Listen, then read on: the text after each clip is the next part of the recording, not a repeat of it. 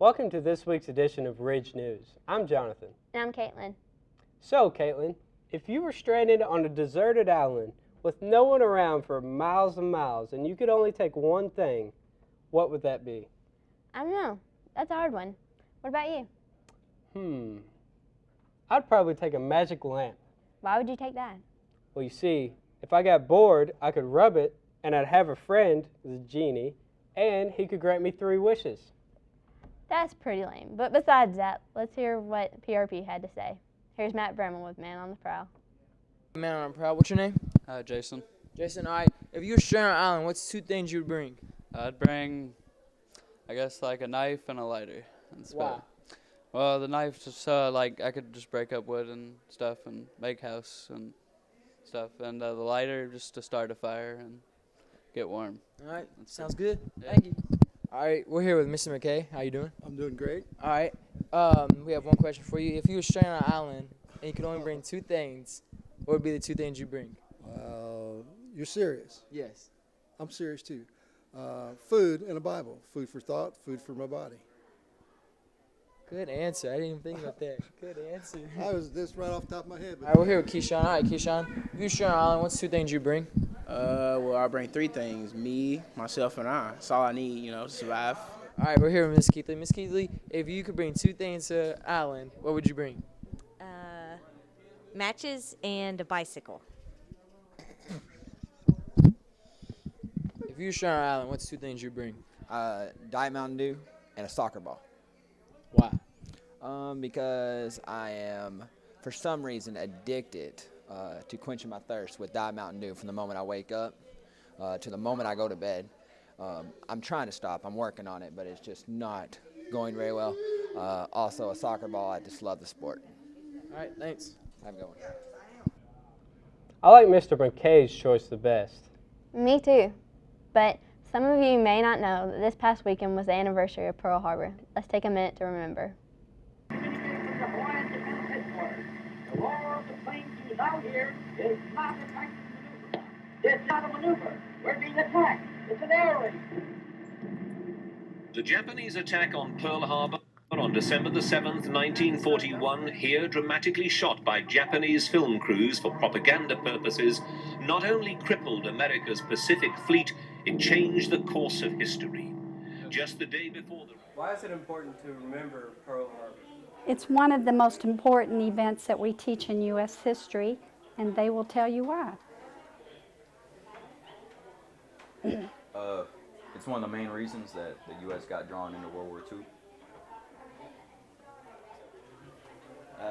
It was important because a lot of people died. Why is it important for people to remember Pearl Harbor? Pearl Harbor is an important day in our history. FDR told us that it was a date which would live in infamy, and because it represented an attack of Americans on American soil. And if we don't remember those days, then we forget and we lose sight of the fact that our men and women, in that case mostly men, died and gave their lives on that day for our freedom and the things that we enjoy and receive today from their sacrifice. Perfect. That's one day that I'll always remember. Now here's Billy with a look at the weather. Billy? Thanks, guys. Well, we got a lot to talk about for this week's weather, including last week's weather conditions. Well, starting off, we had some crazy weather conditions the previous week. Temperatures dropped to the low 20s with the roads covered in ice, causing us to be out of school Friday, and some days out of school this week.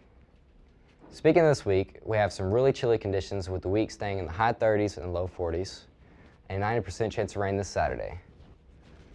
With the remaining of the week looking partially cloudy with some very slight chances of rain.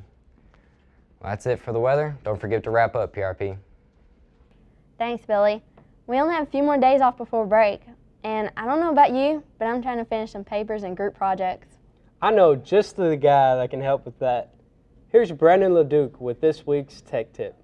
Do you find yourself trying to work on a group project but have no way to actually meet?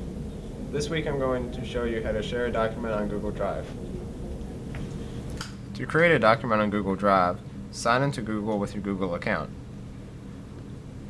Click the app launcher, then click Drive, click Create, and choose the document. Rename the document by clicking the document's name. To share a document, click Share. Invite your friends by email, Google+, Facebook, and even your followers on Twitter. Now you and your friends can collaborate on the same document. Everywhere you go, everything you need goes with you on Google Drive. Well, that's it for this week's Tech Tip. I'm Brandon Leduc. That's a neat way to share documents. Yeah, it is. Now here's Austin Lutz with a look at our recent sports. We've just started winter sports here at PRP. The boys and girls basketball team both tipped off against Doss. The boys' record stands at 1-1 with a win against Atherton. The girls are 1-0 with a win against Doss. The Panthers bowling team is off to a hot start this season as both the girls and boys are undefeated. Come out and support your bowlers. Congrats to cheerleading for winning their 4th straight regional championship. Come see them Saturday at 3 in Lexington as they compete for another state championship. Back to you guys. Our teams are really looking up this year. Yeah, they are. I got to make a few games. Well, that's it for this week's edition for Ridge News. Tell us what you think at ridgenewspanthers@gmail.com. Signing off for the Ridge News, I'm Caitlin. And I'm Jonathan. Stay classy, PRP.